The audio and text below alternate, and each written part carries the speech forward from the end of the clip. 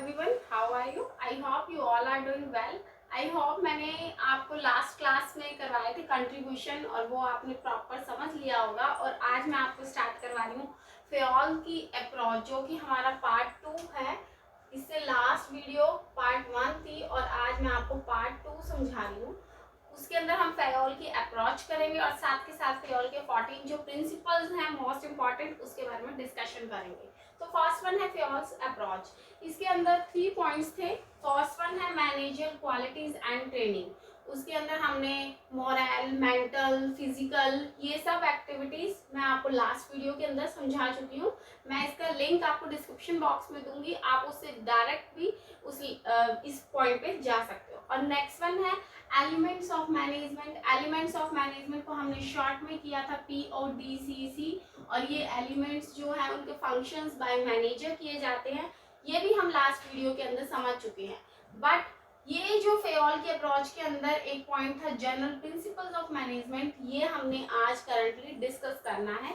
तो फेयोल के प्रिंसिपल्स जो है उससे पहले मुझे कुछ बेसिक पॉइंट्स आपको बताने हैं। वो बेसिक पॉइंट्स के अंदर फेयोल कहता है कि मैंने प्रिंसिपल और एलिमेंट्स के अंदर डिफरेंस किया है। यस, एलिमेंट्स थे हमारे PODCC थे, जबकि प्रिंसिपल्स हमें 14 प्रिंसिपल्स हैं जो कि हम आगे डिस्कस करेंगे।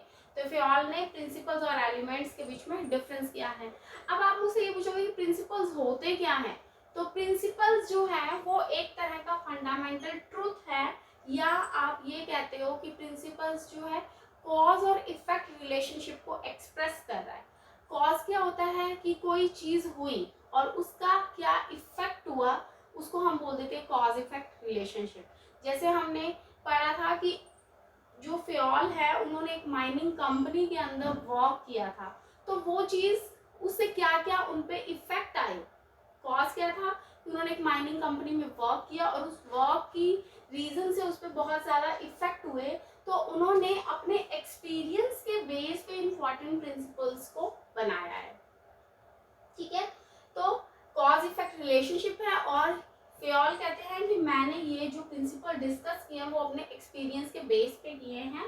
नेक्स्ट वन कि फेयोल्स के एक्सपीरियंस, फेयोल ने बोला है कि ये जो 14 प्रिंसिपल है it's not exhaustive, it's not exhaustive but it's suggestive. Exhaustive का मतलब क्या है कि ये अपने आप में कंप्लीट नहीं है। आप इसको ये नहीं कह सकते कि एक मैनेजमेंट में ये ही 14 प्रिंसिपल्स को फॉलो हो सकते। इसके अलावा भी बहुत सारे पॉइंट्स हैं जिसको हमने डिस्कस करना है, लेकिन फेयोल के 14 प्रिंसिपल सिर्फ आपको एक सजेशन दे रहे हैं कि आप ये वर्क कर सकते हो। और these rules, these principles are not rigid but it is flexible, कि ये फिक्स नहीं है। अकॉर्डिंग टू सिचुएशन, फ्लेक्सिबल का मतलब क्या होता है, आप चेंज कर सकते हो। तो अकॉर्डिंग टू सिचुएशन आप इन प्रिंसिपल्स में कुछ चेंजेस भी ला सकते हो। क्लियर है? तो ये कुछ बेसिक पॉइंट्स थे हमारे प्रिंसिपल्स के, जिसको मैंने आपको डिस्कस किया है। अब फर्स्ट वन है प्रिंसिपल में डिवीजन ऑफ वर्क, कि आप जो वर्क को डिवाइड कर रहे हो। डिवीजन ऑफ वर्क के अंदर आप ये पॉइंट लोगे कि यस, डिवीजन ऑफ वर्क जो है उसके अंदर जो आप किसी को काम डिवाइड करो वो उसकी स्पेशलिटी के अकॉर्डिंग दो। जो पर्सन जिस वर्क में स्पेशलाइज्ड है आप उसको वही काम दीजिए। जैसे मान लीजिए अगर मेरा इंटरेस्ट है फाइनेंशियल मैटर्स को चेक करने का, तो फाइनेंशियल मैटर्स में ही मुझे वर्क मिलना चाहिए। मान लीजिए मेरा है कि आप मुझे प्रोडक्शन डिपार्टमेंट, मैं प्रोडक्शन में बेस्ट हूँ, तो प्रोडक्शन डिपार्टमेंट में ही मुझे वर्क मिलना चाहिए।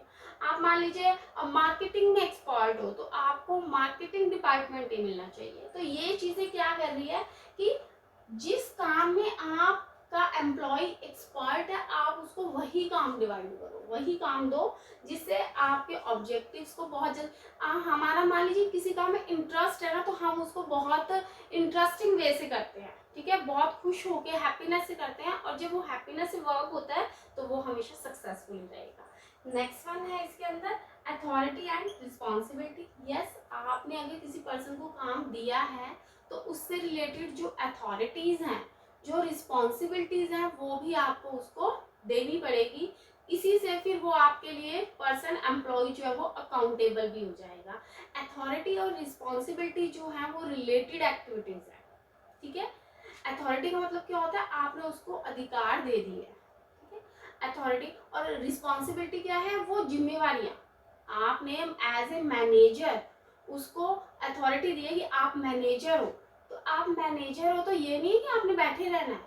मैनेजर हो तो आपकी रिस्पॉन्सिबिलिटी क्या है कि पूरी ऑर्गेनाइजेशन को आपने मैनेज करना है, मैनेजमेंट प्रॉपर करनी है, तो मैनेजमेंट आपकी रिस्पॉन्सिबिलिटी बन गई है। अथॉरिटी, आप मैनेजर हो, क्लियर है। तो अब आप मैनेजमेंट में अगर मान लीजिए कोई भी प्रॉब्लम आती है तो उस चीज के लिए आप अकाउंटेबल भी हो गए, क्लियर है। तो अथॉरिटी और रिस्पॉन्सिबिलिटी एक रिलेटेड वर्ड्स है। नेक्स्ट वन है डिसिप्लिन। बच्चे डिसिप्लिन के अंदर आप बोल दोगे, यस, डिसिप्लिन के अंदर आप बोल देते हो कि आप कोई भी काम करते हो, अगर आप उसमें डिसिप्लिन नहीं रखते हो, कोई भी काम को करने का एक वे होता है, एक सिस्टम होता है, अगर आप उस सिस्टम से वर्क करते हो तब ही आपका वर्क जो है वो सक्सेसफुल हो जाएगा। अब डिसिप्लिन भी हमारे टू टाइप्स के हैं, एक तो है सेल्फ इम्पोज डिसिप्लिन, एक है command discipline. Self impose discipline होता है जो आपके अंदर खुद से है।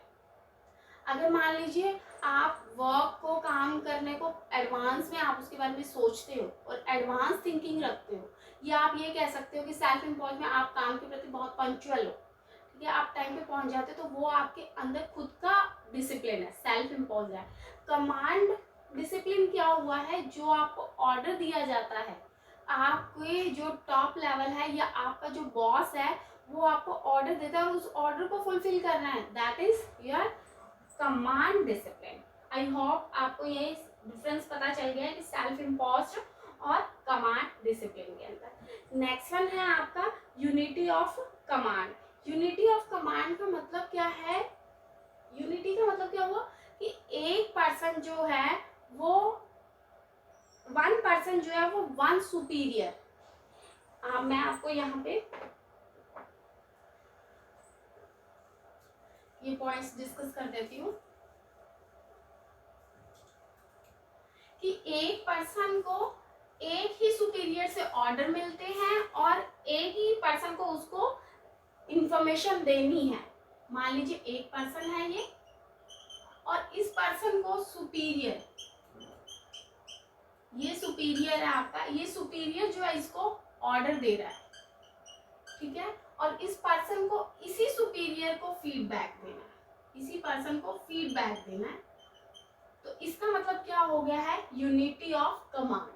कमांड का मतलब ही क्या होता है, ऑर्डर देना, ठीक है। तो एक पर्सन को एक ही सुपीरियर से मिले, मान लीजिए इस पर्सन को ये ए सुपीरियर भी दे रहा है, बी भी दे रहा है, सी भी दे रहा है, तो वो किस किस के ऑर्डर्स को फुलफिल करेगा, ठीक है।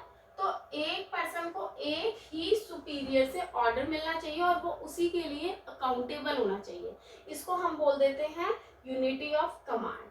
और अब डायरेक्शन में भी यही सेम पॉइंट आ गया है कि इसके अंदर एक ही तो उसका हेड होना चाहिए, जैसे अभी मैंने एग्जांपल दिया कि ए बी सी तीन हेड हो गए, और साथ के साथ जो प्लान है वो भी एक ही होना चाहिए, आपका प्लान वो भी एक प्लान होना चाहिए। मान लीजिए इस पर्सन को मैंने बोल दिया है कि आपने प्रोडक्शन के अंदर 1 लाख यूनिट्स भी बनाने हैं, मैंने इसको बोल दिया मार्केटिंग के अंदर आपने इस साल में 5 लाख की सेल भी करनी है, ठीक है। उसके बाद मैंने इसको बोल दिया कि मान लीजिए डिस्ट्रीब्यूशन,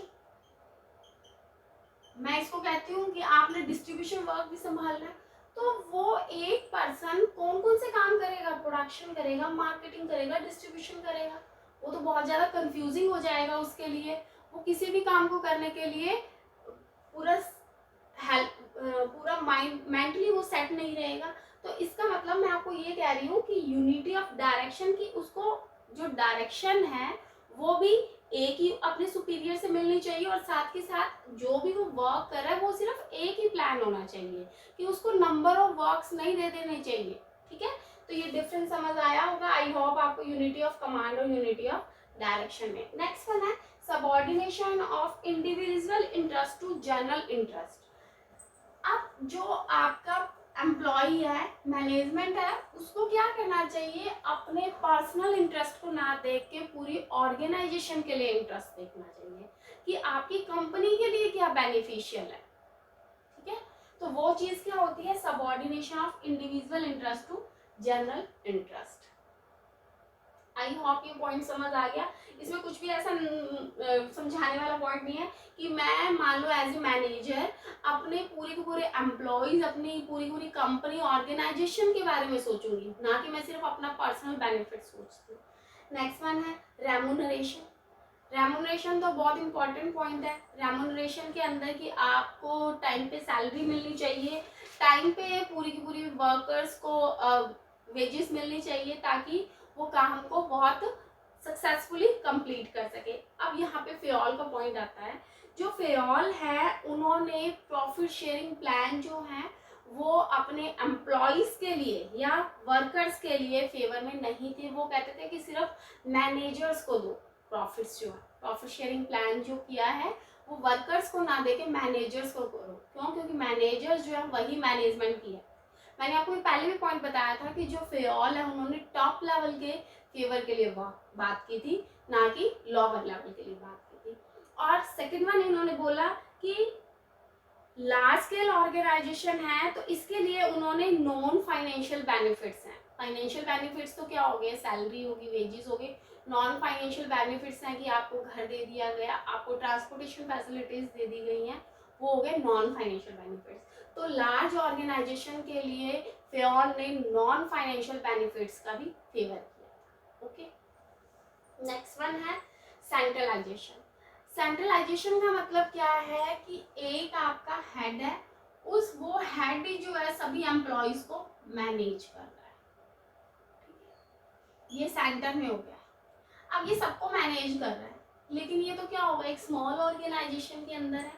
अगर एक बिग ऑर्गेनाइजेशन की बात कर दे जिसके अंदर ये तो मान लीजिए मैंने सिर्फ कितने लिए 7 एम्प्लॉयज ले लिए, लेकिन अगर मान लीजिए यहाँ पे आपके 70,000 एम्प्लॉयज हैं, मतलब एक बिग ऑर्गेनाइजेशन है। बिग ऑर्गेनाइजेशन के अंदर आप कैसे मैनेज करोगे, एक मैनेजर कैसे मैनेज करेगा, ठीक है, पूरे के पूरे एम्प्लॉयज को। तो बिग ऑर्गेनाइजेशन के अंदर हम कौन सी एक्टिविटी कर लेते हैं, डिसेंट्रलाइजेशन। डिसेंट्रलाइजेशन में क्या होता है, डिफरेंट डिवाइडेशन हो जाती है, डिफरेंट एक पर्सन के अंदर डिफरेंट एम्प्लॉयज जो है वो वर्क करते हैं। तो इसको हम बोल देते हैं डिसेंट्रलाइजेशन। मींस काम को हमने डिवाइड कर दिया है नंबर ऑफ एम्प्लॉयज। क्लियर है, इसको हम बोल देते हैं डिसेंट्रलाइजेशन। नेक्स्ट वन है, क्योंकि लार्ज ऑर्गेनाइजेशन में तो ये पॉसिबल ही नहीं है ना कि एक ही पर्सन सबको मैनेज कर सके। नेक्स्ट वन है स्केलर चेन। अब स्केलर चेन क्या होता है, स्केलर चेन की बात करते हैं। स्केलर चेन सीधी सी पॉइंट है कि यहाँ पे टॉप लेवल जो है अगर उसमें लोअर लेवल तक इंफॉर्मेशन पहुंचानी है, ये देखिए बेसिक सा एग्जांपल है जो हर बुक में आपको मिल जाता है, ABCDEF, और यहाँ पे आ गया है LMNOP। अगर मान लीजिए ए ने कोई भी इंफॉर्मेशन देनी है, कम्युनिकेशन करना है, तो ए ने अगर पी को कम्युनिकेट करना है तो ए क्या करेगा, पहले एल को, एम को, फिर एम एन को करेगा, एन ओ को करेगा, और ओ फिर आगे पी को कम्युनिकेशन करेगा। ठीक है, इसके बहुत सारे पॉजिटिव और नेगेटिव अलग अलग पॉइंट्स हैं, वो हम डीपली जो स्टडी करेंगे वो अपनी नेक्स्ट क्लास में करेंगे, नेक्स्ट वीडियोस आएगी आपके पास उनमें करेंगे। लेकिन अभी मैं आपको सिर्फ शॉर्ट में बता रही हूँ। तो इसके अंदर ए जो है वो एल को अगर कोई भी अपना ऑर्डर देना चाहता है तो उसको डिफरेंट स्टेजेस से जाना पड़ेगा। या यहाँ पे मैं बात करती हूँ, अगर एफ को पी को कोई पॉइंट देना है, पी को कोई इन्फॉर्मेशन देनी है, तो उसको पहले एफ से ई डी सी बी और फिर इस पूरी चेन से पास होना पड़ेगा। तो वो चीज़ क्या होगी, स्केलर चेन है कि टॉप लेवल को इन्फॉर्मेशन देंगे तो टॉप अपने से लोअर लेवल, फिर लोअर लेवल अपने से लोअर लेवल को कम्युनिकेट करता है। अब इस चीज के ड्रॉबैक को कम करने के लिए एफ ने क्या किया, डायरेक्ट पी से कम्युनिकेट कर लिया, क्योंकि एफ ने तो पी से बात करनी है ना। तो इसको हम क्या बोल देते हैं, गैंग प्लान। ठीक है, जब एफ ने डायरेक्ट पी से डिस्कस करना है तो वो एफ पी से डायरेक्ट डिस्कस कर रहा है, इस चीज को हम बोल देते हैं गैंग प्लैंक। समझ आ गया आपको कि स्केलर चेन क्या होता है और गैंग प्लैंक क्या होता है। नेक्स्ट वन है ऑर्डर। अब ऑर्डर की बात है, ऑर्डर हम सिंपल लैंग्वेज में बोल देते हैं कि आपने किसी भी पर्सन को अपने से लोअर लेवल को कोई भी इंफॉर्मेशन देनी है, इंफॉर्मेशन नहीं कहेंगे, आप उसको एक तरह से ऑर्डर देते हो कि आपने ये वर्क करना है और वो उस चीज़ के लिए लाइबल है कि उसको वो वर्क करना ही पड़ेगा। तो ऑर्डर के अंदर हमारे कुछ पॉइंट्स हैं कि राइट मैन, आप ऑर्डर दे रहे हो तो राइट मैन को राइट जॉब पे ऑर्डर दो। ठीक है, आपने सही इंसान को सही जॉब देनी है, वो एक तरह का आपका ऑर्डर हो गया है। तो इसको हम क्या बोलते हैं, this is our social order. ठीक है, एक मैं बोलती हूँ राइट मटेरियल को राइट प्लेस पे भेजना, सही स्टॉक सही जगह पे आना चाहिए, इसको हम बोल देते हैं मटेरियल ऑर्डर। ऑर्डर दे रहे हो तो आपने सही, आप मान लीजिए आप मैनेजमेंट से रिलेटेड हो तो आपको मैनेज करने के लिए दिया जाना चाहिए, आप प्रोडक्शन में जा रहे हो तो वो आपके लिए रॉन्ग हो जाएगा, तो वो चीज़ क्या बन गई, आपकी सोशल ऑर्डर बन गई है। नेक्स्ट वन है stability in tenure of personal. अब आप अपने एम्प्लॉयज को एक सेफ जोन दो, एक सिक्योर जोन दो, ताकि उनको ये टेंशन ना हो कि हमें छोड़ दिया जाए, कंपनी हमें निकाल देगी, रिट्रैचमेंट कर देगी। ठीक है, तो इसलिए आपके एम्प्लॉयज की सिक्योरिटी बहुत ज़रूरी है। अगर आपके एम्प्लॉय सिक्योर नहीं है तो वो इंटरेस्टिंग से आपकी कंपनी के फेवर में रहेंगे ही नहीं, वो ऑर्गेनाइजेशन के लिए काम ही नहीं करेंगे, वो कहीं और job side by side find करते होंगे। तो ये चीज़ क्या हो जाएगी, कंपनी के लिए बेनिफिशियल नहीं है। तो आपको सिक्योर्ड रखना है उनका एरिया, ताकि वो फ्यूचर में भी आपकी कंपनी के लिए बेनिफिट्स रखें। ठीक है, तो ये चीज़ होती है, स्टेबल होना चाहिए कि हाँ हम सिक्योर्ड है, हमें कोई टेंशन नहीं है, हमें दूसरी जॉब ढूंढने की ज़रूरत नहीं है। तो ये चीज़ हो गई stability in tenure of personal. आपका लो लेबर टर्नओवर रेशियो होना चाहिए कि आप हर साल मान लीजिए 50 से 100 एम्प्लॉयज़ को निकाल रहे हो, तो आपके जो एग्जिस्टिंग एम्प्लॉयज़ है वो अपने आप को सेफ ही नहीं फील करेंगे, वो कंपनी के लिए पूरे मन से काम ही नहीं कर पाएंगे, उनका ये होगा कि हो सकता है मेरा ही नंबर आ जाए। ठीक है, तो वो चीज़ क्या होगी कि लो लेबर टर्नओवर रेशियो होना चाहिए। नेक्स्ट वन है इनिशिएटिव। आपने ऐसे प्लान्स की थिंकिंग करनी है, ऐसे प्लान सोचने हैं जो कि ऑर्गेनाइजेशन के लिए सक्सेसफुल हो। आप प्लान सोचो, आपकी पूरी की पूरी कंपनी है तो आपकी मान लीजिए 5 करोड़ की, और आप सोच कितने का रहे हो, 5000 करोड़ का, तो कैसे बेनिफिशियल होगा वो चीज़, वो इनिशिएटिव आप ले ही नहीं सकते हो।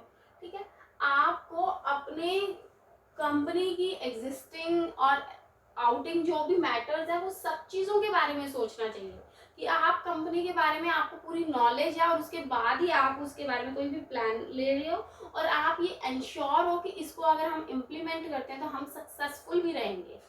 ठीक है, ऐसे इनिशिएटिव्स आपको लेने चाहिए, और मैनेजमेंट का सपोर्ट होना चाहिए ताकि एम्प्लॉयज जो है वो सक्सेसफुली उस काम को कर पाए। मैनेजमेंट को आपको लीड करना चाहिए, मोटिवेट करना चाहिए, ताकि जो आपके एम्प्लॉयज हैं जो भी अपने प्लान बनाए उसको इनिशिएट कर सके ऑर्गेनाइजेशन के लिए, और ये साथ ही साथ आपके लिए आगे फ्यूचर के लिए प्रॉफिटफुल हो।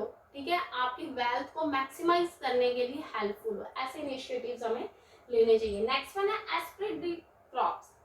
एस्पिरिट डी क्रॉप्स का मतलब है कि आपको पूरे के पूरे टीम वर्क से काम करना चाहिए। ये नहीं है कि ए पर्सन तो है वो अपनी थिंकिंग दे रहा है, बी अपनी ओपिनियन दे रहा है, सी अपनी ओपिनियन दे रहा है, फिर तो वो कंपनी के लिए तो फेवर में ही नहीं हुआ ना। हमने क्या कहा है कि हमें यहाँ पे काम को पूरा डिसिप्लिन से करना चाहिए, unity, subordination, individual interest to general interest, ये हमें यहाँ पे ऑर्गेनाइजेशन के लिए सोचना है, ना कि हम अपने पर्सनल इंटरेस्ट के लिए सोचें। अगर पर्सनल इंटरेस्ट के लिए दे रहे हो फिर तो आपका ये वाला जो प्रिंसिपल है एस्पिरिट दी क्रॉप्स वो सक्सेसफुली नहीं हो पाएगा। यहाँ पे हम एक टीम वर्क से काम करेंगे। ठीक है, टीम वर्क से काम करेंगे तो वो एक बेस्ट मैनेजमेंट रहेगी, और साथ ही साथ कॉपरेशन से काम करें। ये नहीं है कि आप साइड बाय साइड अगले की लेग पुलिंग कर रहे हो, ठीक है, तो वो चीज़ तो गलत है। नेक्स्ट वन है इक्विटी। इक्विटी का मतलब क्या है कि आपको अपने सारे लोअर लेवल के जो भी एम्प्लॉयज है उसको इक्वल समझना चाहिए, कंपैरिजन नहीं करना चाहिए। क्योंकि जब आप एम्प्लॉयज किसी को तो ज़्यादा सैलरी दे रहे हो, किसी को कम सैलरी दे रहे हो, तो आपके एम्प्लॉयज जो हैं वो मन लगा के काम ही नहीं कर पाएंगे, ठीक है। इस साथ के साथ आपके जो एम्प्लॉयज हैं वो आपकी ऑर्गेनाइजेशन के लिए लॉयल भी नहीं रहेंगे, क्योंकि डिफरेंस आ गया है। डिफरेंस आ गया तो उसके अंदर तो फिर जेलस फीलिंग हो सकती है या लॉयल्टी नहीं रहेगी, कंपनी के लिए वो बेस्ट नहीं रहता। तो लॉयल्टी बनाने के लिए आपको सभी अपने एम्प्लॉयज को इक्वल समझना चाहिए। इसी से हमारी ऑर्गेनाइजेशन जो है वो आगे फ्यूचर के लिए सक्सेसफुल रहती है। तो ये थे हमारे 14 प्रिंसिपल्स। आई होप आपको ये 14 प्रिंसिपल समझ आ गए होंगे। अब हम मिलते हैं अपने नेक्स्ट वीडियो के अंदर। Please like, subscribe and share my channel. ज़्यादा से ज़्यादा लाइक दीजिए, ज़्यादा से ज़्यादा कमेंट्स करिए, और जो भी आपको लगता है कि हमें ये पॉइंट्स, ये वीडियोस लानी चाहिए, प्लीज़ आप वो मुझे कमेंट बॉक्स के अंदर मैसेज कीजिए। मैं और ट्राई करूँगी कि आपके सामने ज़्यादा से ज़्यादा वीडियोस प्रेजेंट कर पाऊँ। तो thank you so much, have a nice day, God bless you.